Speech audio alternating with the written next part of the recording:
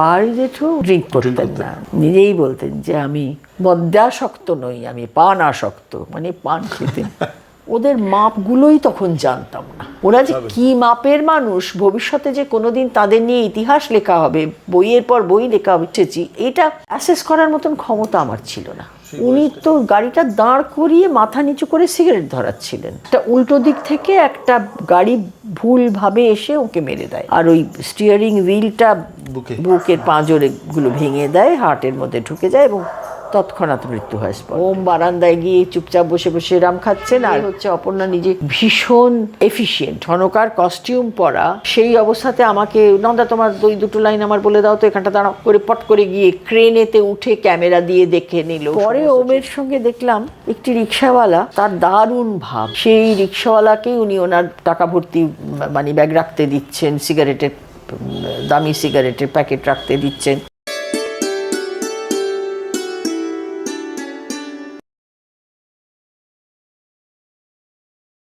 নমস্কার, সেলুলয়েড এবং চ্যানেলে আপনাদের আরেকবার স্বাগত জানাই। 1962 সালে সত্যজিৎ রায়ের প্রথম রঙিন ছবি মুক্তি পেয়েছিল, তার নাম কাঞ্চনজঙ্ঘা। সেই ছবির নায়িকা অলকনন্দা রায়, নামটা মনে রাখবেন, অলকনন্দা, অলকানন্দা নয়। তো অলকনন্দা রায়ের কাছে আজকে এসেছি তার সঙ্গে গল্প করতে। নমস্কার, কেমন আছেন বলুন? খুব ভালো আছি। তুমি যে এটা বললে আমার ভালো লাগলো, কারণ আমি জানি বাঙালিরা অধিকাংশই আমাকে অলকানন্দাই বলেন। মুশকিল হচ্ছে যে এই নামটা দুটোই শুদ্ধ, একই নদীর নাম, অলকনন্দা এবং অলকানন্দা। এখন আমার পরিবার থেকে অলকনন্দা রেখেছিলেন, কাজে আমি তো সেটাই ব্যবহার করি। আর কাঞ্চনজঙ্ঘার টাইটেল কার্ডেও কিন্তু অলকনন্দাই আছে, অলকানন্দা নয়। যাই হোক, আমার নামের বৃত্তান্ত বৃত্তান্ত হয়ে হলো। এবার বলুন, প্রথম সুযোগ কি করে এলো? হ্যাঁ, আপনাদের মধ্যে কনজারভেটিভ বাড়ি থেকে কি করে? হ্যাঁ, কনজারভেটিভ মানে কি, আমাদের এমনিতে সেই অর্থে কনজারভেটিভ বললে একটু ভুল বলা হবে, আমাদের একটু সাহেবি বাড়ি ছিল, মানে খাওয়া দাওয়া, ভাবনা চিন্তা, আসলে আমরা ব্রাহ্ম সমাজের মানুষ, আমরা সেই জন্যে সেই অর্থে রক্ষণশীলতা ছিল না। কিন্তু ব্রাহ্মদের আবার নিজস্ব কিছু কিছু মানে হ্যাঁ না আছে। আর সিনেমা থিয়েটারের ব্যাপারেতে একটা ছুঁতমার্গ কিন্তু সেই কালের, আজ থেকে 60 বছর আগে সব বাঙালি পরিবারেই ছিল। কারণ বাঙালি বাবা মায়েরা চট করে চাইতেন না তাদের বাড়ির মেয়েকে, এমনকি ছেলেরাও। সিনেমাতে জীবেন বসু, তার জীবনীতে পড়েছি যে তিনি পরিবার থেকে বিতাড়িত হয়েছিলেন সিনেমায় আসার কারণে। তো এরকম ধরনের মানসিকতা তো ছিল সেই সময়তে। তো আমার সিনেমায় আসাটা খুব আকস্মিক। আমার সিনেমাতে আসার কোনো সেরকম প্ল্যানও ছিল না, বাড়ি থেকেও কোনো উৎসাহ ছিল না। হঠাৎ করেই যেটা হলো যে সত্যজিৎ রায় একটা ছবি করবেন, তার জন্য তিনি একটি নতুন মুখ খুঁজছিলেন। আচ্ছা, এইখানে একটা দরকারি কথা বলছি। উইকিপিডিয়াতে আছে যে শর্মিলা ঠাকুর ডেট দিতে পারেননি বলে আমাকে সত্যজিৎ রায় নিয়েছিলেন। আমি এটা তীব্র বিরোধিতা করছি, কারণ এই ধরনের ভুলভাল তথ্য কারা দেয় আমি জানি না।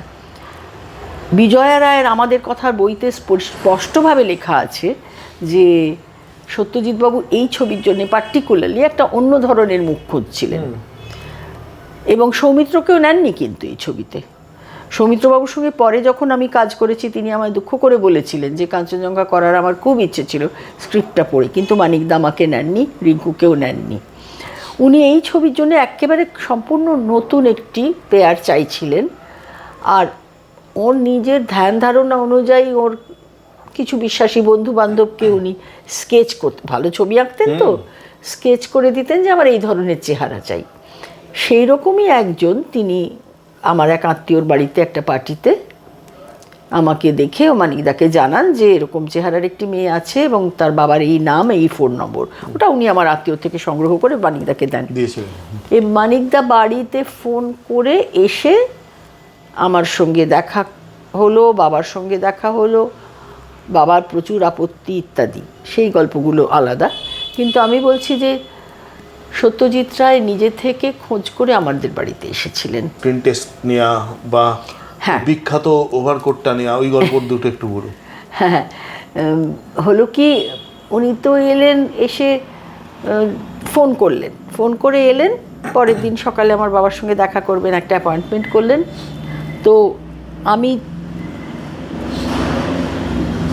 আমরা প্রথমটায় বুঝিনি যে আমার জন্যে উনি ফোনটা করেছেন, কারণ আমার মা তখনও যথেষ্ট বয়স কম, মা আইপিটি এর কিছু নাটকে অভিনয় করেছেন। মা নিয়ম করে করতেন না, মার শরীরটা কোনো দিন দেয়নি। মার বোনেরা ছিলেন আইপিটিওতে নিয়মিত অভিনয় করতেন, আমার মাসিরা নিবেদিতা দাস, সাধনা রায়চৌধুরী, এরা সব তখনকার দিনের আইপিটির নাম করা সমস্ত অভিনেত্রী। কিন্তু মা কখনো দরকার হলে পরে বা কেউ অসুস্থ হয়ে পড়েছেন এরকম ধরনের সময়েতে মা করেছেন, কিন্তু মা নিয়মিত করতে পারতেন না, মার শরীরটা ভালো ছিল না। শেখর চ্যাটার্জি আমার মায়ের পরের বোন সাধনার হাজবেন্ড, তার হাজবেন্ড, আমার মেসো, নিজের মেসো, আপন মেসোমশাই। সাধনা হচ্ছেন মার পরের বোন, তার পরের বোন হচ্ছেন নিবেদিতা দাস, যিনি মুক্ত অঙ্গন নাট্যমঞ্চ প্রতিষ্ঠা করেছিলেন। একটা সময়তে তারা আইপিটি এর মানুষ থিয়েটার করতে করতে তাদের মনে হয় যে যেসব দলগুলো বেশি খরচ করতে পারে না, বড় হল বুক করতে পারে না, তাদের জন্য একটু কম খরচে নাটক করার একটা জায়গা দরকার। মুক্তাঙ্গনে এখনো কিন্তু থিয়েটার হয়, কিন্তু কমে এসছে অনেকটাই, ভিড়টা অনেকটা কমে গেছে। না, আসল কথা ঠিক মতন ম্যানেজমেন্টটা হয়তো নেই, কারণ আমার মাসি তো বহুকাল আগে চলেও গেছেন, মারা গেছেন। মাসি তখন আরও 2-4 জনকে সঙ্গী নিয়ে মানে প্রায় দৌড়ে দৌড়ে ঘুরে অর্থ সংগ্রহ, এমনকি শেষমেশ নিজের গয়না বিক্রি করলেন এবং জমিটা দিয়েছিলেন প্রমোদ লাহিড়ি বোধ হয় জমিটা দিয়েছিলেন। ওটা জমিটা মানে দিয়েছিলেন মানে কি খুব কম দামেতে ওদের দিয়েছিলেন, কিনেছিলেন ওরা জমিটা। তারপরেতে সেই স্টেজ তৈরির জন্য কর্পোরেশনের পারমিশন রে, হেন রে, তেন রে, লাইসেন্স ইত্যাদি দৌড়ি সমস্ত মাসি নিজে 2-1টি দলের ছেলেকে নিয়ে নিজের উদ্যমে করে মুক্ত অঙ্গন তৈরি হচ্ছে, টাকা শর্ট পড়ছে, মাসি গয়না বিক্রি করছেন। আরেকজন ছিলেন, আমরা ভীম কাকা বলতাম, বীরেশ মুখোপাধ্যায়, উনি বোধহয় তার দেশে কিছু জমি জমা ছিল সেগুলো বিক্রি করলেন। এইরকমভাবে তারা ভালোবেসে মুক্ত অঙ্গনটা তৈরি করলেন। শুধু তাই নয়, মুক্ত অঙ্গনটা যখন তৈরি হচ্ছে একটা সময়তে নিবু মাসি মানে তাড়াতাড়ি শেষ করার জন্য নিজে দাঁড়িয়ে থেকে কুলিদের সঙ্গে ইট বয়ে কাজ করেছেন, এরকম তার একটা উদ্যম ছিল। করে সেই মুক্ত অঙ্গন তৈরি হলো, অনেক নাটক হয়েছে সেখানে, অনেক দলের অনেক নাটক হয়েছে, আমরা নিজেরাও ভালো ভালো নাটক দেখেছি। অজিতেশ বন্দ্যোপাধ্যায়ের 3 পয়সার পালা প্রথম শো ওখানে হয়েছিল, আমরা দেখেছিলাম। এরকম ধরনের ভালো ভালো নাটক ওখানে হতো, নিউমাসিরা খুব সুন্দরভাবে ওটাকে চালাচ্ছিলেন। তারপরে যা হয় আর কি, ডেমোক্রেটিক দল তো, দলের মধ্যে কিছু লোক এক কাট্টা হয়ে নিবু মাসিকে আর ওই বীরেশ মুখোপাধ্যায় এবং আরও 2-1 জনকে দল থেকে বহিষ্কার করলেন।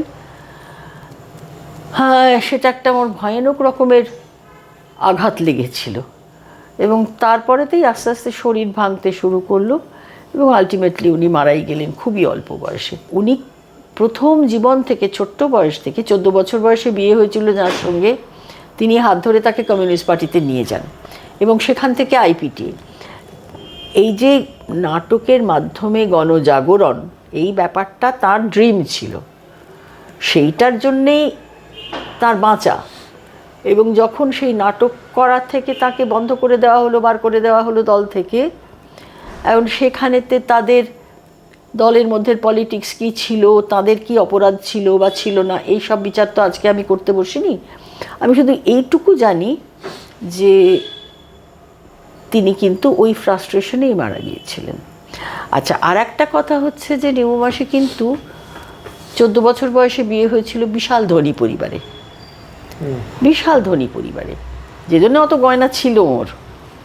কিন্তু তার স্বামীও এরকম ছিলেন, পার্টির নানা তিনি উকিল ছিলেন, পার্টির নানা রকম কাজের জন্য টাকা পয়সা দিয়ে দিতেন, বিনা পয়সায় কেস করতেন ইত্যাদি ইত্যাদি। যাই হোক, সেই ইতিহাস দীর্ঘ ইতিহাস।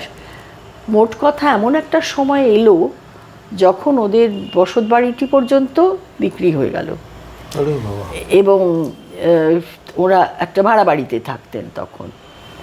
সেই পর্যায়েতে নিবু মাসি মারা যান, নিবেদিতা মাসি। আর আমাদের বাচ্চাদের দিয়ে, পাড়ার বাচ্চাদের দিয়ে অনেক নাটক করানো হতো। আমাদের নিবু মাসি ডিরেকশন দিয়ে করিয়েছেন। আবার একটা সময়তে মনে আছে সলিল চৌধুরী বলে এক ব্যক্তি, তিনি আসলে ওই বাড়িটা একটা অবারিতদার বাড়ি ছিল। যেই বাইরে থেকে আসছে, কলকাতা একটু পায়ের নিচে মাটি খুঁজছে, ওই বাড়িতে কিছুদিনের জন্য তাদের জায়গা হয়েছে। মানে সবাই, কে না, নির্মলেন্দু চৌধুরী, ঋত্বিক ঘটক, সব তখন, হ্যাঁ, তারা পরবর্তীকালে সমস্ত বিখ্যাত মানুষ হয়েছেন, কিন্তু তখনও তারা কলকাতায় এসে কোনো রকমে একটুখানি দাঁড়াবার চেষ্টা করছেন। সলিলদা আমাদের দিয়ে বাচ্চাদের নিয়ে গান শিখিয়ে গানের প্রোগ্রাম করিয়েছেন। আমরা মঞ্চে দাঁড়িয়ে গান গেয়েছি, আচ্ছা, নিজের লেখা গান সব, হেই সামালো ধান হো, তারপরে ধন্য আমি জন্মেছি মা তোমার ধুলিতে, এইসব। তারাও তখন অখ্যাত, আর আমরাও ছোট, কিছুই বুঝিনি যে কে কি শেখাচ্ছে আমাদের। আজকে মনে হয় যে বাবা কি সাংঘাতিক। সলিল চৌধুরী, নির্মলেন্দু চৌধুরী, তিনি, তার আবার কথাগুলো একটু এড়ানো ছিল বলে আমরা আড়ালে হাসাহাসি করতাম বাচ্চারা। তিনি আমাদের সোহাগ চাঁদ বদনী ধ্বনির সঙ্গে নাচ, বউ নাচ বলে একটা নাচ, সেটা আছে পল্লীগ্রামের একটা। অ্যাকচুয়ালি এই গানটা হচ্ছে নতুন বউ এলে তাকে নাচো তো দেখি, নাচো তো দেখি বালা, নাচো তো দেখি। আচ্ছা, তো নতুন বউকে নাচবার কি, তার ঘোমটা নড়বে না, তার পায়ের কাপড় সরবে না এবং পা দেখা যাবে না, সেই বিখ্যাত নাচ। আমি ওই নাচ কিন্তু আমি কাউকে নাচতে দেখিনি, যে এখন যারা সোহাগ চাঁদ বদনী ধ্বনি নাচে সে পাটা তুলে দিব্যি সেজেগুজে নাচে। কিন্তু অদ্ভুত একটা ঘটনা আমি বলছি, কিছুদিন আগে আমাদের কালিকা প্রসাদ, তিনি তো এখন চলে গেছেন, তার সংগ্রহে এটা ছিল।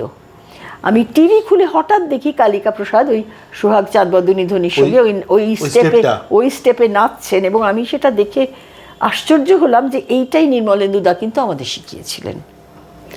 কাজেই আমরা ওই একটা বিশাল ঐতিহ্য কিন্তু নিয়ে বড় হয়েছি, কিন্তু সিনেমার সঙ্গে কোনো সম্পর্ক ছিল না। আলটিমেটলি উনি এলেন, তারপরে সত্যজিৎ বাবু এলেন। আমি দরজা খুলেছিলাম, আমায় বললেন যে তোমার নাম বুলবুল? আমি বললাম হ্যাঁ। তুমি কোথায়, কলেজে যাচ্ছ? আমি বললাম হ্যাঁ। তোমার সময় আছে? বললাম হ্যাঁ, আমার দেরি আছে। বললেন তাহলে বসো, তোমার সঙ্গে একটু কথা বলি। তা আমার সঙ্গে একটু কথা টথা বললেন।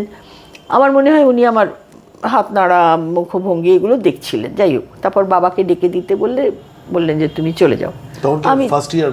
না, আমি তখন থার্ড ইয়ারে পড়ছি, মানে থার্ড ইয়ার নয়, আমার সরি, আমি ফোর্থ ইয়ারে পড়ছি। সামনে বিএ ফাইনাল পরীক্ষা, এটা জুন মাস, তার পরের বছর এপ্রিলেতে আমাদের সময় ওইরকমই মার্চ বা এপ্রিলে পরীক্ষা হতো।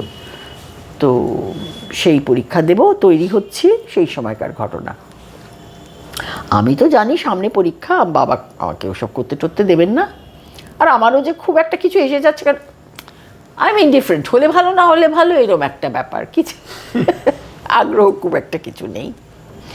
যাই হোক, তারপরেতে শেষমেশ বাবাকে উনি রাজি করান। বাবার তো প্রচণ্ড আপত্তি ছিল, তারপর বাবাকে রাজি করান। তারপরে বাবা নিজে ড্রাইভ করে তাকে গলফ ক্লাব রোডে, মেজো জ্যাঠামশাই তখনও বেঁচে, পারমিশন নিতে। হ্যাঁ, পারমিশন নিতে। আসলে তখনকার বাঙালি সমাজটা এরকম ছিল, জানো তো, মানে বাড়ির যিনি বয়োজ্যেষ্ঠ তাকেই কিন্তু ফাইনাল কথা বলার সম্মানটা দেয়া হতো। তখন তো আপনারা ল্যান্সডাউনের বাড়িতে, আমরা ল্যান্সডাউন রোডে, ওখান থেকে গলফ ক্লাব রোডে নিয়ে গেছেন পারমিশন নিতে। মানিকদা গেছেন, গিয়ে একটু বকুনিও খেয়েছেন। হ্যাঁ, তুমি তাতাদার ছেলে, ব্রাহ্ম সমাজ কানেকশন, ওর বাবাকে চেনেন, সুকুমারের ছেলে। আর আমার মেজো জ্যাঠামশাই যিনি, তিনি আমার বাবা চেয়ে অনেকটা বড়, 16-17 বছরের বড়। কাজেই তিনি তাতাদা বলতেই পারেন। তুমি তাতাদার ছেলে, কি এইসব সিনেমায় কেন এলে, ভালো চাকরি কিছু পেলে না, এরকম একটা বকুনি দিলেন। যাই হোক, বাণীদা কিন্তু মাইন্ড করেননি, এটা অদ্ভুত ব্যাপার। মানে উনি সেই সস্নেহ বকুনিটা মেনে নিয়েছিলেন। তারপরে মনে মনে হাসতেন, হয়তো মনে মনে হাসছেন, বা হয়তো মনে মনে ভাবছেন যে কি ভালো লাগছে, আমার বাবার সমসাময়িক কেউ আমাকে পিতৃসুলভ বকুনিটা দিচ্ছেন, সেটা হয়তো ভালোও লেগেছিল, তাও হতে পারে, জানি না। তারপরেতে তিনি তাকেও কনভিন্স করলেন, রাজি হচ্ছিলেন না প্রথমে, তারপর বললেন যে আমার হোল ফ্যামিলি যাবে, আমার স্ত্রী যাবে, আমার ছেলে যাবে। আমার সঙ্গে ছোট্ট সন্দীপের ছবি আছে, কি যে সুন্দর, গ্লেনারিজের সামনে, দরজার সামনে দাঁড়িয়ে ও আমার গলা জড়িয়ে এরকম করে, মানে সে আমার গলা অবধি হাত পৌঁছচ্ছে না, কারণ সে তো ছোট্ট তখন। নেবো ছবিটা তাহলে আজকে, মানে ছবি তুলে নেবো একটা, এখানে দেখাবো। হ্যাঁ, তো যাই হোক, এইরকম আমাদের রাজি হলেন ফাইনালি। হ্যাঁ, এরপরে না কি করে স্ক্রিন টেস্ট হলো। হ্যাঁ, সেটা বলি। বিখ্যাত ওভারকোটটা, এই দুটো গল্প। আচ্ছা, স্ক্রিন টেস্টের গল্পটা হচ্ছে যে ন্যাচারালি সামনে মানুষকে যেমন দেখায় অনেক সময় ক্যামেরায় সেরকম দেখায় না, এটা একটা ব্যাপার আছে। অনেক সুন্দর মানুষকে ভালো দেখায় না ক্যামেরায়, আবার অনেকের যদি খুবই সাধারণ চেহারা অথচ ক্যামেরা অদ্ভুত তার একটা বিশেষ সৌন্দর্য বেরিয়ে আসে, এরকম হয়। তো সত্যজিৎবাবু পার্সোনালি আমাকে মানে আমার বাবাকে, ন্যাচারালি বাবা তো ফাইনাল কথা বলবেন, বাবার অনুমতি নিয়ে নিউ থিয়েটার স্টুডিওতে গিয়ে একদিন ক্যামেরা টেস্ট করলেন এবং পার্সোনালি আমার ছবি তুললেন। তার আগে মেকআপ করা হলো এবং এখানে একটা গল্প বলার আছে, সেটা আপনাদের বলি। সেটা হচ্ছে এই ছবিটা প্রথমে হবার কথা ছিল কলকাতাতে একটা যে কোনো কাছাকাছি বড় বাগান বাড়িতে, পুরো ঘটনাটা সেখানে ঘটছে। তো সেই জন্যে ব্ল্যাক অ্যান্ড হোয়াইটে, যেমন তার আগেকার ছবিগুলো সত্যজিৎবাবুর হয়েছে তেমনি ব্ল্যাক। সবাই মিলে বাগান বাড়িতে বেড়াতে গেছেন, ওখানে ঘটনা, হ্যাঁ, পুরোটা ঘটছে। তো ওখানে সেইভাবে আমাকে গাছের তলায় আলো ছায়ায়, পাতার ছায়া পড়ছে মুখে, এইসব ছবি তোলা হলো। তারপরেতে সত্যজিৎবাবু স্ক্রিপ্ট লিখতে নিরিবিলি দরকার, কারণ কলকাতায় ভয়ানক লোকজন আসে, নানা ধরনের ডিস্টারবেন্স হয়। নিরিবিলিতে লিখবেন, স্ক্রিপ্ট লিখবেন বলে উনি চলে গেলেন দার্জিলিং। সেখানে গিয়ে উনি মত পরিবর্তন করেন, এইখানে করবো যে ওই পাহাড়ের নিসর্গ ওর মনে হয় যে এই গল্পের পটভূমি হিসেবে খুব সঠিক হবে, এবং সেই জন্যে উনি গল্পটা ফেললেন দার্জিলিংয়ের ব্যাকগ্রাউন্ডে। আর ওই যে কুয়াশা, মেঘ, রোদ্দুর, আলো ছায়া, এই ম্যাজিকটা ধরবার জন্য উনি রঙিন ছবির কথা ভাবতে শুরু করলেন। ওই তার প্রথম রঙিন ছবি হলো। ওভারকোটটার গল্পটা কোথা থেকে? ওভারকোটের গল্প মানে কি, যখন দার্জিলিং যাওয়ার শুট হবে ঠিক হলো, এবারে সবাইকার ডেট, বড় বড় অভিনেতা ছিলেন তো, হ্যাঁ হলুদ শাড়ি, হ্যাঁ বড় বড় অভিনেতা ছিলেন, তাদের সবার ডেট ফেট পেতে পেতে অক্টোবর মাসে ঠান্ডা, আর ওর গল্পেতে চরিত্রগুলো সারাক্ষণ আউটডোরে বিকেলবেলা ঘুরে বেড়াচ্ছে। বিকেলবেলা আউটডোরে ঘুরতে গেলে একটু কোট লাগবে। সত্যজিৎবাবু নিজে আমার পোশাক তো ডিজাইন করেই ছিলেন, সে ছবিও আছে, ওর হাতে আঁকা, নিজের হাতে আঁকা মনীষার পোশাক। তো সে শাড়ি ওরা স্বামী স্ত্রী দুজনে মিলে, আমার একার না, মানে সবারই পোশাকের প্ল্যানিং, ওরা বিজয় রায়ও ওকে হেল্প করতেন, বিজয় রায়ের লেখাতে সেটাও আছে। দুজনে মিলে প্ল্যানিং করলেন। আর সত্যজিৎবাবুর প্রধান হেডেক ছিল যে এটা তো সাদা কালো নয়, রঙিন। এখন রঙিন ছবি করতে গেলে রঙটাকে খুব সংযত রাখতে হবে, না হলে সেই বম্বে ছবির মতো মানে একটা রায়ট অফ কালার্স হয়ে যাবে, সেটা উনি চাননি। সেই জন্যে উনি ওকে নিয়ে জামা কাপড় কিনে বেরিয়েছিলেন। তখন ইস্টম্যান কালার, এইসব তখন ইস্টম্যান কালার, এই ছবিটা তো পুরো ইস্টম্যান কালার, প্রথমেই আছে, টাইটলেই আছে ইস্টম্যান কালার ছবি। এটা ইস্টম্যান কালারেই তোলা হলো, এবং আমাদের পোশাকের আমার ছিল একটা একরঙা হলুদ সিল্কের শাড়ি। মজা হচ্ছে, যেদিন উনি আমার বাড়ি গেছেন আমি সেদিন একটা একরঙা হলুদ মলমলের শাড়ি পরে কলেজ যাচ্ছিলাম। এখন সেটা ওর মনে ছিল কি না আমি জানি না, সেটা তো আমি কখনো জিজ্ঞেস করিনি, এটা পরে আমার খেয়াল পড়লো যে তাই তো, আমি একটা একরঙা মলমল আমার ছিল। আমি ওরকম খুব পাড় ছাড়া শাড়ি পরতে ভালোবাসতাম তখন, এখনও বাসি, এখনও মাঝে মাঝে পাড় ছাড়া শিফন টিফন প্রচুর পরি আমি। তো সেরকম একটা পাড়হীন একটা একরঙা মলমলের শাড়ি পরা ছিল আমার। আবার দেখলাম উনি আবার সেরকমই একটা পাড়হীন সিল্কের হলুদ শাড়ি কিনেছেন। আচ্ছা, আর তার সঙ্গে কোটটা হচ্ছে একটা অফ হোয়াইট ঘিয়া কালারের। এখন মেটেরিয়ালটা বেছে টেছে দর্জির কাছে ডিজাইন পছন্দ করে যে এই ডিজাইনের কোট হবে, শুধু এসে ফোনেতে বললেন যে আপনারা চৌরঙ্গিতে অমুক টেলারের কাছে গিয়ে, নামটা আমার মনে নেই, আবদুল্লাহ বোধ হয় এরকম একটা কিছু, মোহাম্মদ আলী কি? হ্যাঁ মোহাম্মদ আলী, ঠিক ঠিক মোহাম্মদ আলী, মোহাম্মদ মানে এটা আপনি আমাকে আগে বলেছিলেন। হ্যাঁ আমি নামটা ভুলে গেছি, ভুল বললাম, এখন ভুল বললাম, হ্যাঁ মোহাম্মদ আলী। তার কাছে গিয়ে মাপটা দিয়ে আসতে হবে। সে বাবা নিয়ে গেলেন গাড়ি করে, আমাকে মাপটাপ দিয়ে এলাম। ওটাই আমার কস্টিউম হলো, ওই হলুদ শাড়ি আর সাদা কোট। ভেতরে জামাটা অবশ্য প্রথম দৃশ্যে একবারই দেখা গেছে, তারপরে ব্লাউজটা আর কি প্রথম দৃশ্যে একবারই দেখা গেছে, তারপর থেকেই কোট পরা পুরো ঘটনাটা। এই শুধু তাই না, কানের দুল, তিব্বতী দুল, সেইগুলো দার্জিলিংয়ে ওরা কিনেছিলেন। দার্জিলিংয়ে গিয়ে যখন ওরা আমাদের অনেক আগে চলে গেছিলেন সপরিবারে, উনি ওর স্ত্রী, ওর ছেলে আর ওর স্ত্রীর বড় দিদি, এরা সবাই ছিলেন, মাউন্ট এভারেস্ট হোটেলে থাকতেন। তারা ওই সপরিবার আলাদা হোটেলে, আপনারা? আমরা আলাদা হোটেলে ছিলাম। আমরা সব আর্টিস্টরা এক হোটেলেই ছিলাম, সে ছবি বিশ্বাস, পাহাড়ি সান্যাল, যাই হোক, মানে মোট কথা ওনার আগে চলে গিয়ে এই গয়না টয়নাগুলো, তিব্বতী গয়নাগুলো কিনেছিলেন, আমার অনুবাদীর এগুলো। আর অনুবাদীর শাড়িটা ছিল বেগনি রঙের উপরে কালো ডোরা কাটা। এটা নিয়ে একটা মজার ঘটনা ঘটেছিল পরে।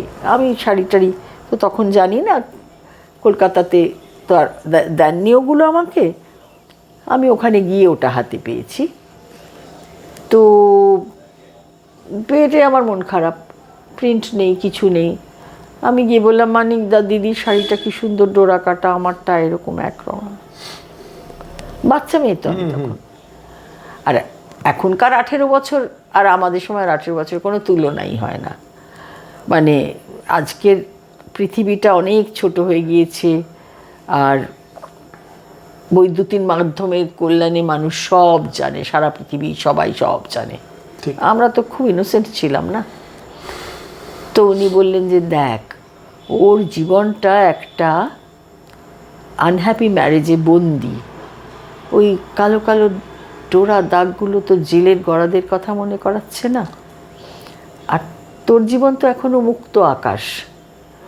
সেই সূর্যাস্তের রংটা আমি এখানেতে, সূর্যোদয়ের রংটা, সেইটা মানে এত ভেবে এইটাই আমি এই জন্য এই গল্পটা বললাম, যে কতটা ভাবনা চিন্তা করে তিনি। এখন কথা হচ্ছে যে লোকে হয়তো বলবে, হ্যাঁ এত বাড়াবাড়ি, কার আবার ওই শাড়ি দেখে জেলের গড়াদের কথা মনে হয়। দর্শক সচেতনভাবে মনে না করলেও অবচেতন মনে কোথাও একটা ছবিটা আসে জেলের গড়াদের একদম। আর আমারটা যাই হোক এক রঙা শাড়ি ছিল, শাড়ি গয়না সবই ছিল। আর সমস্যা হলো রং নিয়ে তো এর আগে কেউ কাজ করেননি, সত্যজিৎ বাবুও করেননি, ক্যামেরাম্যান সুব্রত মিত্রও করেননি। সুব্রতদা ছিলেন ওখানে সস্ত্রীক, নন্দিতাদি সুব্রতদা আমাদের দুটো ঘর পরে থাকতেন। আর মেকআপ ম্যান অনন্ত দাস, তিনি তো আকাশ থেকে পড়লেন, বললেন মানিকবাবু আমি তো এটা আন্দাজে করছি, হাতের আন্দাজে, একটা যদি ছবি দেখতে পেতাম তাহলে আমি বুঝতে পারতাম গোলমাল কী করে। সমস্যা হয়ে গেল যে অনন্তদা যখন প্রথম দিন আমার মেকআপ করলেন এবং এই অনুরোধটা করলেন, দেখা গেল সেই তল্লাটে কোনো কালার ছবি প্রিন্ট করার স্টুডিও নেই, কলকাতায় আসতে হবে। এবারে কলকাতায় নেগেটিভ পাঠিয়ে ছবি ডেভেলপ করে ফেরত যেতে 3 দিন, এই 3 দিন কি বসে থাকবে ইউনিট? মানিকদা বললেন, অনন্তবাবু আপনার চোখের উপর আমার ভরসা আছে, আপনি যেটা ভালো মনে করবেন আপনি করুন। আর কি রেজাল্ট হলো তো সবাই দেখেছে। অসাধারণ লোক ছিলেন এরা, কিন্তু সব আন্দাজে কাজ। সুব্রত মিত্র তাই, অনন্ত দাসও তাই। মানে এগুলো আমি বলতে চাই যে কত কি বিরাট মাপের শিল্পী ছিলেন এরা, যে সমানে আন্দাজে কিন্তু কালারের কাজ করে গেলেন। এরা কেউ তার আগে কালারের কাজ করেননি, না সুব্রত মিত্র না অনন্ত দাস। মানিকদা তো করেনি, মানে সত্যজিৎ রায় তো করেনি। ভাবা যায় না, মানে এটা মানে সত্যি এই জন্যই গ্রেট। ছবি বিশ্বাসের সঙ্গে আপনার কি হলো? সেটা মডার্ন ঘটনা ঘটেছিল। ছবিবাবু আমাদের অ্যাকচুয়ালি শুটিংয়ের প্রথম দিনেই ছবিবাবু কিন্তু মানে ঠিক যেদিন শুটিং হবে তার আগের দিন পৌঁছেছেন।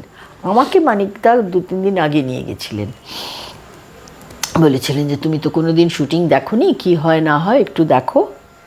আপনার বাবা বোধহয় পরে গেছিলেন, হ্যাঁ। সত্যজিৎ বাবুর বক্তব্য ছিল যে উনি এই ভাষাটা বলেছিলেন, acclimatized, get acclimatized to the atmosphere of shooting. হ্যাঁ, তা আমি গিয়েছিলাম 2-3 দিন আগে, টিকিট দিয়েছিলেন অরুণ মুখার্জি। উনিও কোনো দিন ছবি শুটিং করেননি, যদিও আমার নায়ক আর কি উনি বহুরূপী গ্রুপের নাটকের ছেলে ছিলেন। আমিও নাটকের ব্যাকগ্রাউন্ড, তাও সেরমভাবে আমি তো নিয়মিত কিছু করিনি, ছোটোবেলায় যা করেছি। উনি করতেন, উনিও বহুরূপীতে অভিনয় করতেন। অরুণবাবু ছিলেন, আমি ছিলাম, আমার মা ছিলেন, আর ইউনিটের ভালো মানুষ ছিলেন। আমার একটা অভিজ্ঞতা চাই পরে বলবো। হ্যাঁ, ভীষণ ভালো মানুষ ছিলেন। ওরকম সৎ মানুষ আজকালকার দিনে আর দেখা যায় না। কুদঘাটের ওইখানটাতে থাকতেন, তাই? হ্যাঁ, তা বলুন। তো আমরা 3 জন, আমার মা ছিলেন সঙ্গে, আর অরুণবাবু, আমি, আর পানুবাবু বলে একজন, না নামটা ভুল বলছি বোধহয়, পুনুদা অ্যাসিস্ট্যান্ট ছিলেন সত্যিকার। হ্যাঁ, এবং উনি ছিলেন আমাদের সঙ্গে। উনি আমাদের নিয়ে গেলেন দার্জিলিং কলকাতা থেকে। তখনকার কালে ওগুলোকে বলতো ফকার ফ্রেন্ডশিপ, ছোট্ট ছোট্ট প্লেন। আচ্ছা, ফকার ফ্রেন্ডশিপ প্লেনে এই ধরনের মানে কোনো না, বোয়িং টুইং কোথায়, তখন জন্মই হয়নি এগুলোর। বোয়িং জন্মেছে তো তার অনেক পরে। আমরা যে প্লেনটায় গেলাম, ছোট প্লেন, ফকার ফ্রেন্ডশিপ, সেই প্লেনের মধ্যে প্রেশারের প্রবলেম, কান ফান ব্যথা হয়ে কেলেঙ্কারি একেবারে। আমি তো ভ্যাবা করে কাঁদতে আরম্ভ করে যে আমি যাব না, বাড়ি যাব। তারপরে তো যাই হোক, সেই করে তো পৌঁছলাম। আচ্ছা, আমাদের 2 দিন বাদে ছবিবাবু এলেন। ছবিবাবুর সঙ্গে গল্পটা খুব মজার। তো আমাদের একটা করিডোর লম্বা টানা, ওখানকার বাড়ি যেরকম টালি মতন এরকম ঢালুর চাল, পর ঘর, হোটেল অ্যালিস ভিলা। আচ্ছা, ছবিদা এসছেন, সবাই হুড়মুড়িয়ে ছুটেছে, সবাই টফাস প্রণাম করছে, আমিও প্রণাম করে দিয়েছি। তো উনি তো নতুন মুখ দেখেছেন, বললেন যে তুমি কে? ওই হাইট থেকে একটা উচ্চতার মানুষ গম্ভীর গলায় ওই রকম কণ্ঠস্বরে, তুমি কে? তো ওই বয়সেতে একটুখানি মানুষের সাহসটা বেশি থাকে। মানে আমি কার সামনে দাঁড়িয়ে কথা বলছি সেটা বোঝবার ক্ষমতা হয়নি বলেই ওটা বলতে পেরেছিলাম, আমি আপনার ছোট মেয়ে, মানে আমার চরিত্রটা বলে দিয়েছি। একটু হাসি খেলে গেল মুখে। তা ছোট মেয়ে, তুমি কোন ঘরে থাকো? তা আমি ঘরটা দেখিয়ে দিলাম। আমার হাতে বই ছিল, পড়ছিলাম। অফ ডে, আমার তো তখনও শুটিং শুরুই হয়নি। শুটিং যখন হবে বেলায় যাব। আপনি তো মাঝখানে কলেজের পড়াও পড়েছেন? হ্যাঁ, পড়ছি তো, রোজই পড়ছি। কারণ সন্ধেবেলা তো শুটিং হতো না, ওটা ডে লাইট শুটিং ছিল। সারা সন্ধ্যে আমি পড়াশোনা করতাম, বই নিয়ে গেছিলাম। যাই হোক, তারপরে শোনো না, তা ছবিবাবুকে বললাম যে এইটা আমার ঘর। আচ্ছা শোনো ছোট মেয়ে, আমার ঘরটা কোনটা হে? পেছনে লোক ছিল, দেখিয়ে দিল ওইটা। শোনো ছোট মেয়ে, সন্ধ্যের পর আমার ঘরের দিকে যাবে না, পড়াশোনা করবে ঘরে, কেমন? বলে চলে গেলেন। কি কথাটা বললেন বুঝতে পারলাম না। সন্ধ্যের পর যাবে না, আমি ওর ঘরেই যাবোই বা কেন, আর গেলেই বা সন্ধ্যের পর যাবো না বা কেন, কিছুই বুঝতে পারছি না। পরে বুঝেছিলাম, ওই সন্ধ্যেবেলাতে ওর ঘরে বেশ বোতল গেলাস সাজিয়ে একটা পানের আসর বসতো। পাহাড়ি সান্নাল, পাহাড়ি জেঠু বলতাম আমি, ফর সাম রিজন, আমি জানি না কেন। আমার বাবারা বোধহয় আগে থেকে চিনতেন, সেই জন্যে। ছবিবাবুকে কিন্তু কোনোদিন বলিনি, জেঠু বা কিছু না, জেঠু টেঠু কিছু বলিনি, পাহাড়ি জেঠু বলতাম। পাহাড়ি জেঠু যেতেন রোজ আড্ডাতে, উনি ড্রিঙ্ক করতেন না, নিজেই বলতেন যে আমি মদ্যাসক্ত নই, আমি পান আসক্ত, মানে পান খেতেন। পান করেন না কিন্তু পান খান, সেই হিসাবে বলতেন মদ্যাসক্ত নই, পান আসক্ত। যাই হোক, ও খুব শৌখিন ছিলেন। ওর জর্দা আসতো লখনৌ থেকে, লখনৌয়ের মানুষ তো, একদম ওখান থেকে, ওরা তো লখনৌয়ের মানুষ। হ্যাঁ, তো সেই লখনৌ থেকে ওর জর্দা আসতো, কি সুগন্ধি জর্দা, চারদিক ভরে যেত গন্ধে। যাই হোক, তো এই সমস্ত মানুষদের সঙ্গে দুজনের ইন্টারাকশন কেমন হতো? পাহাড়ি সান্যাল, আমরা তো সিনেমাতে এত মজারও অনেক সিনেমা অনেক দেখেছি। শশীবাবুর সংসার এক্ষুনি মনে পড়লো, খুব মজা সেখানে। অসংখ্য সিনেমা আছে। অসংখ্য সিনেমা হ্যাঁ, ওরা কিন্তু একসঙ্গে কেমন কাজ মানে করেছে। দুজনের ভীষণ ভালো সম্পর্ক ছিল। মানে আমার দেখো, আমি সত্যি যতটা কথা বলতে দেখেছেন। কি ওদের ঘরে তো ঢুকিনি না। কোনোদিনও। আর আমার তখন সামনে ফাইনাল পরীক্ষা, আমি সত্যি সত্যি কিন্তু পড়াশোনায় ভালো ছিলাম, শুধু না পড়াশোনাটা ভালোবেসে পড়তাম, আমায় কেউ কোনো দিন পড়তে বসতে বলেনি। তা আমি নিজের পড়ার দিকে আমার ঝোঁকটা থাকতো অবসর সময়গুলো আমার, সেই জন্যে ঠিক ওরা কি করছেন না করছেন। আর সত্যি কথা বলবো তোমাকে সন্ময়, আমি ওদের মাপগুলোই তখন জানতাম না। ওরা যে কী মাপের মানুষ, ভবিষ্যতে যে কোনোদিন তাদের নিয়ে ইতিহাস লেখা হবে, বইয়ের পর বই লেখা হবে, সেই আমি তাদের কত সান্নিধ্যে পৌঁছেছি এটা অ্যাসেস করার মতন ক্ষমতা আমার ছিল না। আমরা সিনেমার জগতের থেকে আমাদের খানিকটা ইচ্ছে করে দূরে রাখা হতো, অতটা জানতাম না, আর বোঝবারও বয়স হয়নি। তাহলে হয়তো আর একটু খেয়াল করতাম। মজার মজার ঘটনাগুলোই মনে আছে। পাহাড়ি জেঠু মাঝে মাঝে আমায় ডেকে, কি সব ঠিক চলছে তো, অসুবিধে হচ্ছে না তো? না না, আমার কোনো অসুবিধে হচ্ছে না, কোনো কিছু জানার থাকলে বলো, এইটুকু বলতেন। মানে জেঠু সুলভ। হ্যাঁ, জেঠু সুলভ ব্যাপার। আর দরকার হয়নি, কারণ স্ক্রিপ্টটা এমন কিছু ভাষার মারপ্যাচ নেই, না। খুব সুন্দরভাবে যেটা মুখের কথা সেইভাবেই স্ক্রিপ্ট লেখা, অসুবিধে হতো না তো। তো কখনোই কিছুই জিজ্ঞেস টিজ্ঞেস ওকে করিনি। আর এমন কি কোনো দৃশ্য আপনার কি মনে পড়ছে যে সত্যজিৎ রায় কীভাবে, এটা আমারও জানার খুব ইচ্ছে, যে সত্যজিৎ রায় কীভাবে ছবি বিশ্বাসকে, যদি আমি একটা দৃশ্যের কথা আমার মনে আছে, যেখানে ছবিবাবুর একটা লম্বা শর্ট ডায়ালগ আছে, যেখানেতে উনি অরুণ বাবুকে, অর্থাৎ অশোক চরিত্রটাকে, তার নিজের কথা বলছেন, যে যারা ইংরেজদের তাড়ানোতে বিশ্বাস করে, তুমি কি তাদের দলে? আমি কিন্তু ইংরেজদের খুব ভক্ত, এবং আমার আচ্ছা, এটা লম্বা একটা সংলাপ আছে এক জায়গায়। ওইটাই সবচেয়ে লম্বা সংলাপ, নইলে অত মানে পুরো ছবিটাতেই আর অত লম্বা সংলাপ কোথাও নেই। কেটে কেটে বলা। হ্যাঁ, কেটে কেটে বলা, ছোট ছোট, যেমন মানুষে বলে। তো ওইটার সময় আমার মনে আছে যে মানিকদা একটু টেন্স হয়ে খাতাটা নিয়ে, মানিকদার একটা অভ্যেস ছিল একটু এইটা করতেন, এরকম করতেন, আর নয়তো রুমাল চিবোতেন, খুব চিন্তা করলে রুমালের কোনাটা চিবোতেন। তা ওই খাতাটা নিয়ে ওর কাছে গিয়ে একটু এরকম করতে করতে ছবিবাবুর সঙ্গে কিছু বলছেন, দূর থেকে দেখতে পাচ্ছি। ছবিবাবু দু একটা কিছু বললেন, কি যে বললেন আমি শুনতে পেলাম না, কাজেই সেটা বানিয়ে বলার কোনো মানে নেই। কিন্তু তারপরে দেখলাম যে মানিকদা খুঁতখুত করতে করতে আসছেন, আমরা তো দাঁড়িয়ে রয়েছি ক্যামেরার পেছনে, ন্যাচারালি আমাদের তো শুটিং জোনে ওভাবেই থাকার নিয়ম, ক্যামেরার পেছনে। তো মানিকদা তো ক্যামেরার পেছনেই আসবেন, এদিকে এগিয়ে আসতে আসতে বলছেন, দুভাগে নিলেই ভালো হতো, তবে এক থেকে যদি উনি দিতে পারেন তার থেকে ভালো আর কিছু হয় না, এরম একটা কিছু সুব্রত দার সঙ্গে কথা বলতে বলতে আসছেন। সুব্রত দা মানে ক্যামেরাম্যান সুব্রত মিত্র। হ্যাঁ, তো সুব্রতদা বলছেন যে মানিকদা এক টেকে যদি না হয় তাহলে তখন ক্যামেরা পজিশন চেঞ্জ করতে হবে, এই সেই কি সব মানে ওরা নিজেরা বলা বলছেন, হ্যাঁ টেকনিক্যাল ব্যাপারগুলো বলছেন। কিন্তু ওই পুরো ডায়ালগটা অসাধারণভাবে এক টেকে উনি ওকে করলেন, এতটুকু ভুল নেই, কিচ্ছু নেই, পারফেক্ট বলে দিলেন। কি সাংঘাতিক স্মৃতিশক্তি ওই বয়সেও, মানে তারপরের বছর উনি মারা যাবেন, কিন্তু তখন বয়স অত হয়নি কিছু, উনি তো অল্প বয়সেই গেছেন, যাই হোক, কিন্তু কি অসম্ভব স্মৃতিশক্তি, আমি না মুগ্ধ হয়ে দেখেছিলাম যে এক টানা বলে গেলেন পুরো সংলাপটা পারফেক্ট। ওই যেদিনই উনি বড় জাগরণে যাচ্ছিলেন সেই দিনে ভানু বন্দ্যোপাধ্যায়কে বলেছিলেন যাওয়ার জন্য সঙ্গে, তো ওর বোধহয় একটা থিয়েটার কিছু একটা ছিল বা উনি যেতে পারেননি, মানে আরও কি ভয়ঙ্কর কিছু হতে পারতো এটা ভাবি আর কি।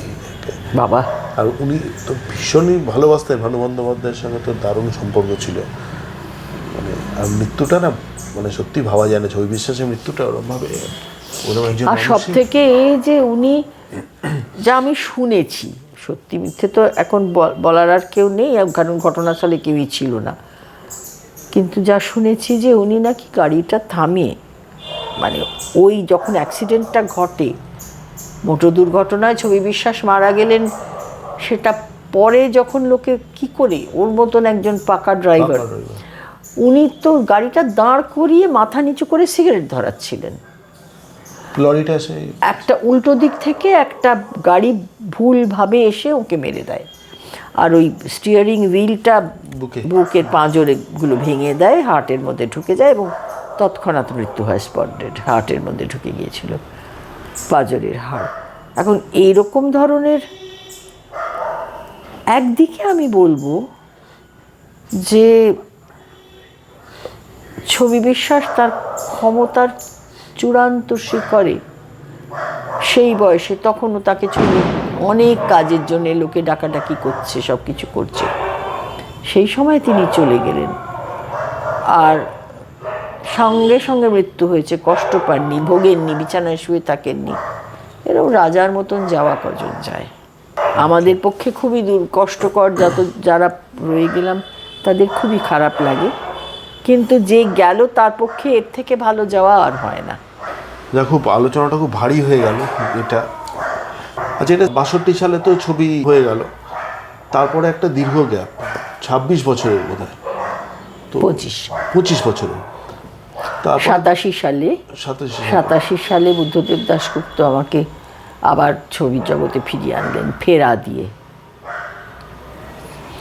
ফেরা হলো। অ্যাকচুয়ালি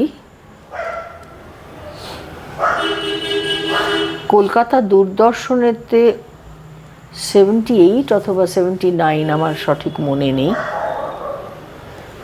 একটা ছবিতে আমাকে ফিরিয়ে এনেছিলেন আমার শেখর মেসমশাই। আচ্ছা, বিভাস চক্রবর্তীরটা নয় তখন? হ্যাঁ, বিভাস চক্রবর্তী ছিলেন প্রডিউসার, সেই সময়তে দূরদর্শনের উনি প্রডিউসার ছিলেন। তখন এই রাধা ফিল্মস যেটা এখন, সেইখানেতে দূরদর্শনের অফিস ছিল, নিজস্ব দূরদর্শন ভবন হয়নি তৈরি। বিভাস চক্রবর্তী প্রোডাকশন ছিল ওটা, শেখর চট্টোপাধ্যায় পরিচালনাতে একটা ছবি তৈরি হলো, ছবির নাম হচ্ছে আচার্য, শুভেন্দু চট্টোপাধ্যায় এবং আমি স্বামী স্ত্রী। আর একদা নায়ক বিখ্যাত রবীন মজুমদার এখানে মাস্টারমশাইয়ের ভূমিকায়। দীর্ঘকাল পরে তিনি ফিরে এলেন, এসে অল্প কয়েকটি কাজ করেছিলেন, তার মধ্যে এটা। তখন কি এরকম ক্ষয়ে যাওয়া চেহারাটা, মানে যেটা আমরা যে চেহারাটা হীরক রাজার দেশেতে দেখেছো, সেই চেহারাই তখন। তো তার আগে কি দেখতে তাকে, তাঁর যৌবন বয়সে অসাধারণ সব ছবি, দারুণ দেখতে, কবি, গান, নিজের সকণ্ঠে গান,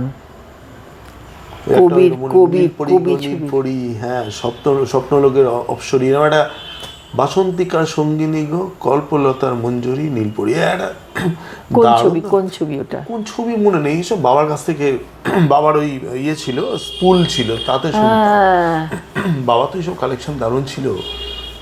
আহা, একটু শুনতে পেরে ভালো লাগে। নীলপরি স্বপ্নে জাগলো রে জাগলো, আমি দেখি আমার কাছে যদি কোনোভাবে থাকে, এখন স্কুলগুলো তো আর এই কারণে খুব, এটা বোধ হয় কানন দেবীর সঙ্গে বোধ হয় ডুয়েট ছিল, মোস্ট প্রবাবলি, হতেই পারে সেই সময়টা। অসংখ্য আমার ওই কবির ওই গানটা মনে আছে, কালো যদি মন্দ তবে কেশ পাকিলে কান্দ কেনে। যাই হোক, তা সেই আর কি, ওটা তো বোধহয় অনুবাদী ছিলেন না? হ্যাঁ, অনুবাদী ছিলেন, হ্যাঁ, অনুভা গুপ্ত ছিলেন, হ্যাঁ, যাই হোক, কি যে রূপবান ছিলেন। যাই হোক, তা সেই আচার্য ছবিটা আমার কিন্তু সত্যিকারের যদি কামব্যাক বলো, ওই আচার্য ছবিটা, ওটা কিন্তু টেলিভিশনের জন্য তৈরি, আর তখন ওগুলোকে টেলিফিল্ম বলতো না, বলতো টেলি নাটক। আমাকে বিভাস চক্রবর্তী আমাকে বলেছেন একই কথা, আমি বললাম যে বলে তুমি এসব খবর কোত্থেকে জানো? পাই, আমি জানি, বলছিলেন আমাকে।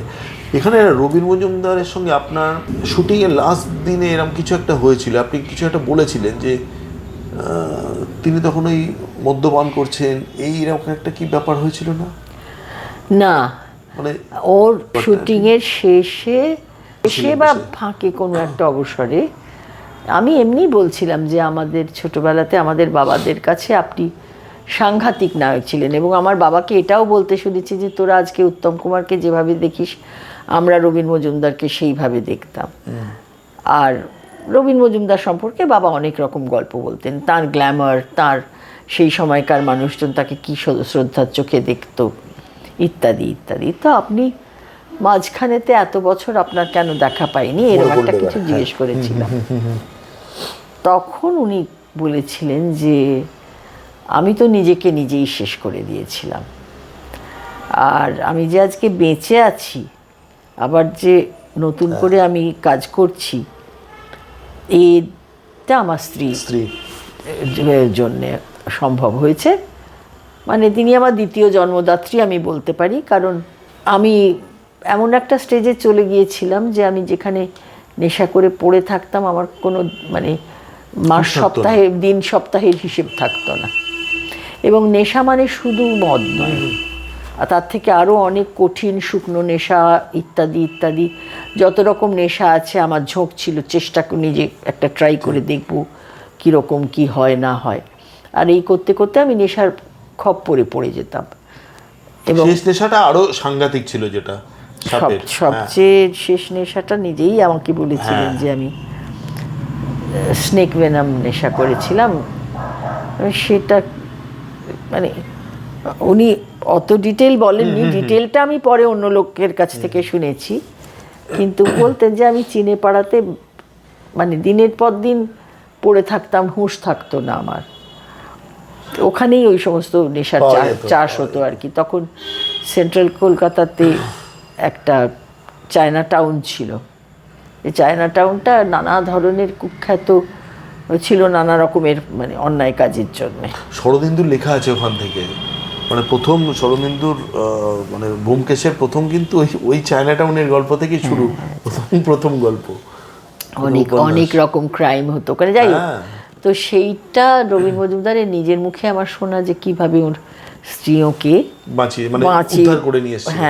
উদ্ধার করে নিয়ে এসে এবং তারপরেতে সেবা যত্ন, এবং যেটা হয় যে এই ধরনের নেশা যারা করে একটা সেই নেশা ছাড়বার সময় যে উইথড্রয়াল হয় তাতেই কত লোক মারা যায়, কিন্তু তার স্ত্রী তাকে সেবায় যত্নে এবং মানে অত্যন্ত ধৈর্য সহকারে ধীরে ধীরে ধীরে ধীরে আবার জীবন পথে ফিরিয়ে আনে। যারা হীরক রাজার দেশে এই লোকটাকে দেখছে, রবীন মজুমদার যিনি এত বড় একজন অভিনেতা এবং সিঙ্গার ছিলেন, তার গলায় গান গাইছেন অমর পাল।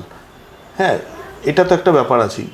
এই মানুষটাকে যারা দেখছেন তারা কোনো মতেই, যারা জানেন না, তারা রবীন মজুমদারের ওইটা মেলাতেই পারবেন না। ওই রূপ, ওই মানুষটা, ওই দেখতে তাকে এরকম, শুধু রূপ নয়, গ্ল্যামার, সাংঘাতিক গ্ল্যামার ছিল। আমি এমনও শুনেছি যে উনি গানের তখনকার কালে না পাড়ায় পাড়ায় জলসা বলে একটা ব্যাপার হতো, রেগুলার নানা জায়গাতে জলসা হতো এবং বড় বড় বিখ্যাত গাইয়েরা সেখানে আসতেন, গাইতেন, রাতভর হয়ে যেত। রবীন মজুমদার আসছেন যখন, সে দুজন তাকে দুপাশ থেকে ধরে মঞ্চে তুলছে, তিনি স্টেজে উঠছেন, সোজা দাঁড়াতে পারছেন না, কিন্তু হারমোনিয়ামের সামনে যেই বসলেন তখন কিন্তু অন্য মানুষ। হারমোনিয়ামটা হাতে টেনে নিয়ে যখন তিনি মানে কোলের কাছে টেনে নিয়ে যখন গান আরম্ভ করলেন পরের পর, তখন না গানের কোনো কথা ভুল হচ্ছে, না সুর ভুল হচ্ছে, না উচ্চারণ জড়িয়ে যাচ্ছে, কিচ্ছু না, ম্যাজিক একেবারে। এসব বাবাদের কাছে শোনা আমার।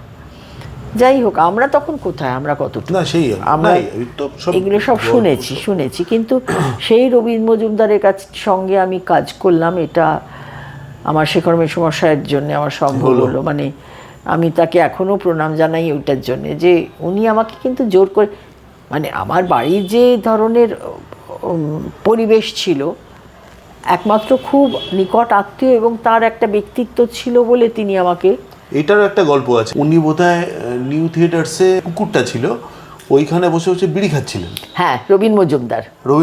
আর সেই সময় শেখর চট্টোপাধ্যায় গিয়ে তাকে তিনি চিনতে পারেন এরকম ব্যাপার যে আপনি উনি না।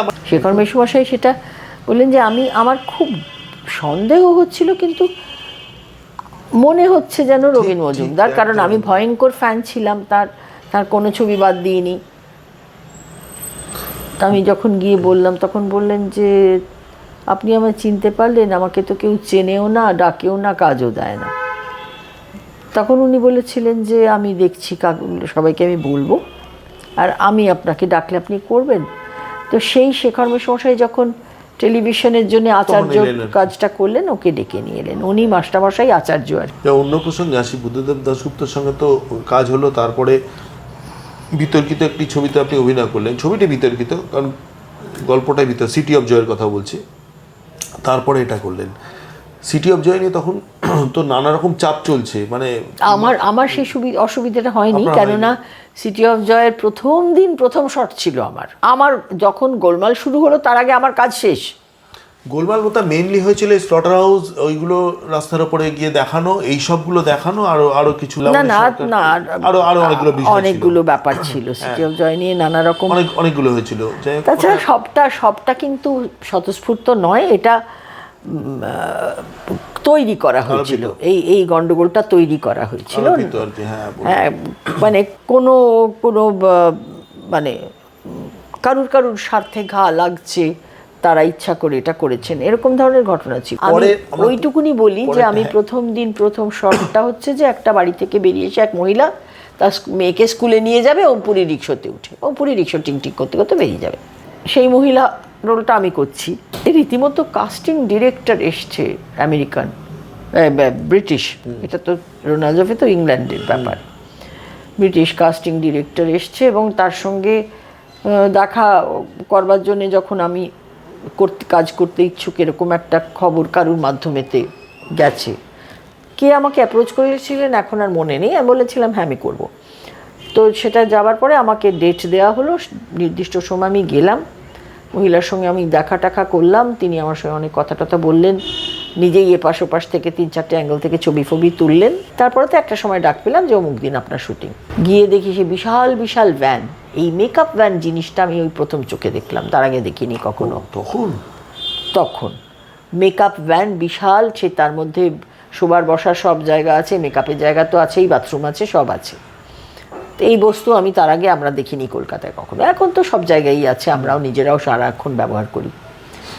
যাই হোক, সেই মেকআপ ভ্যানেতে মেকআপ হলো, প্রায় নো মেকআপ, কোনো প্রায় কেউ কিছু ব্যবহার করলেন না, সামান্য স্পঞ্জ দিয়ে একটু এদিক ওদিক। মহিলা মেকআপ ম্যান, সেটাও প্রথম দেখা আমার, তার আগে মহিলা মেকআপ ম্যান দেখিনি, সিটি অফ জয়তে দেখলাম।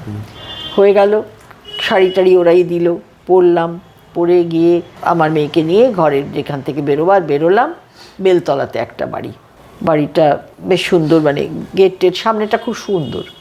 আচ্ছা, মজা হচ্ছে তার আগে রোনাল্ডোফে আমাদের কয়েকজনকে ডাকলেন, আমাকে ওমপুরিও বোধহয় ছিলেন, আমাদের সবাইকে ডেকে নিয়ে বললেন যে আমি তোমাদের কাছ থেকে একটা জিনিস জানতে চাই, এই ধরনের বড় লোকের বাড়িতে নিশ্চয়ই তোমাদের দেশে সার্ভেন্ট থাকে? হ্যাঁ। বললো যে সার্ভেন্টটা এই বাচ্চাটাকে দেখাশোনা করে সে কি দরজায় দাঁড়িয়ে হাত নাড়বে? আমি বললাম না, আমাদের সোসাইটিতে ওই জিনিসটা হয় না। আমি আমার মেয়েকে নিয়ে স্কুলে যাব, কাজের লোক দরজায় দাঁড়িয়ে হাত নাড়বে না।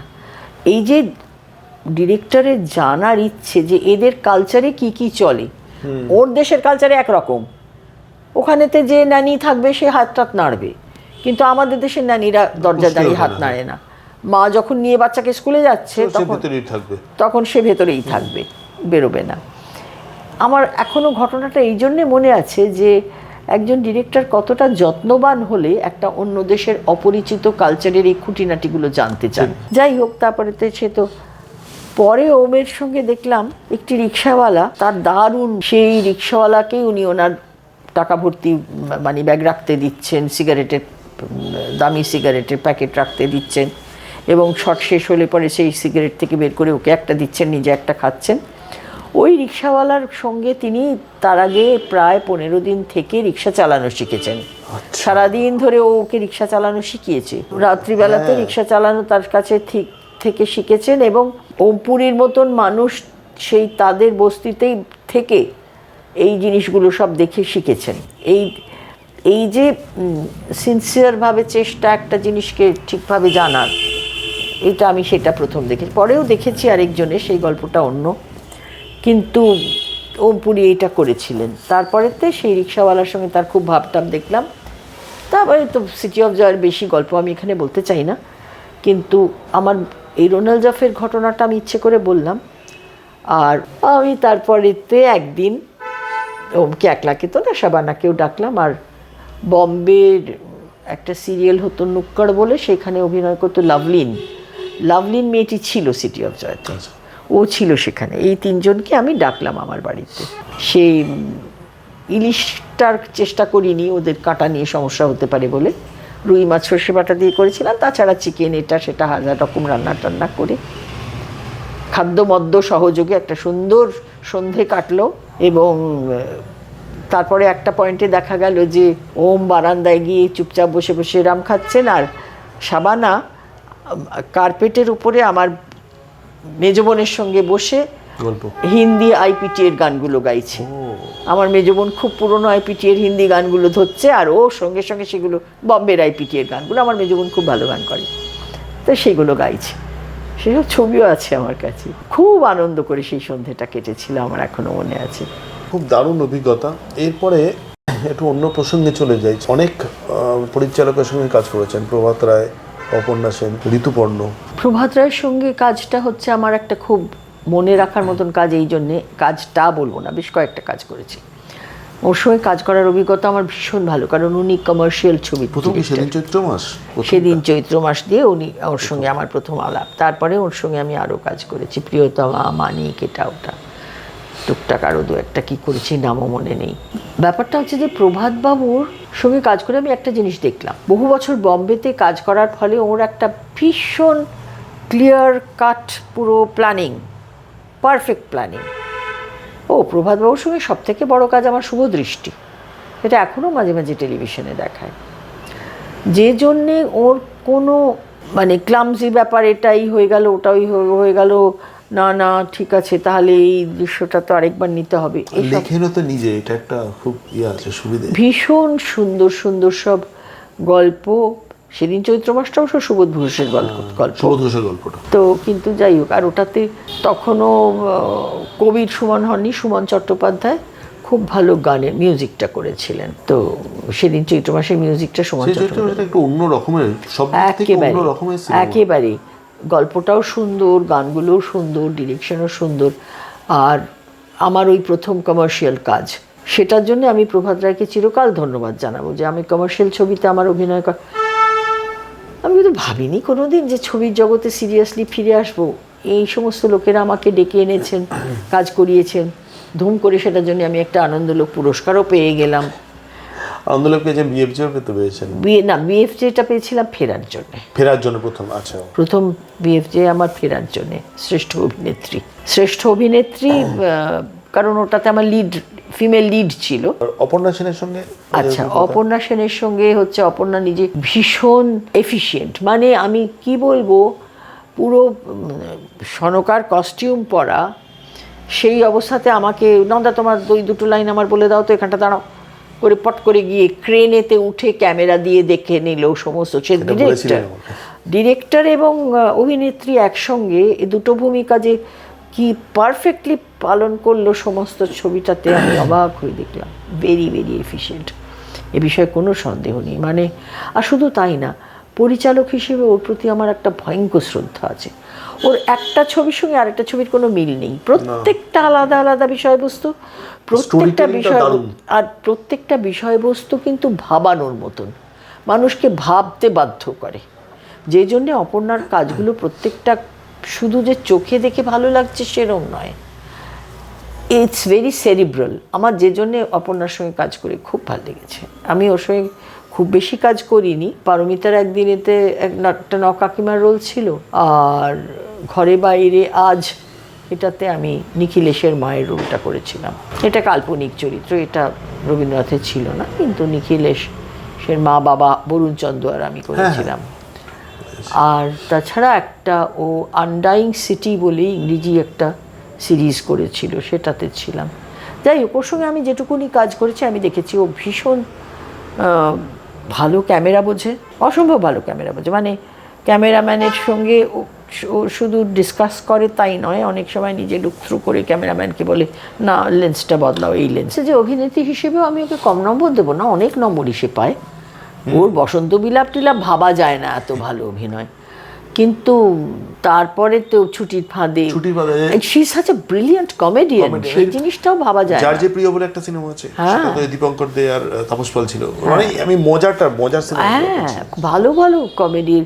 আর তাছাড়া রোম্যান্টিক নায়িকা তো বটেই, কার সঙ্গে না করেছে, সে সৌমিত্র থেকে উত্তম থেকে সকলের সঙ্গে রোম্যান্টিক নায়িকা করেছে।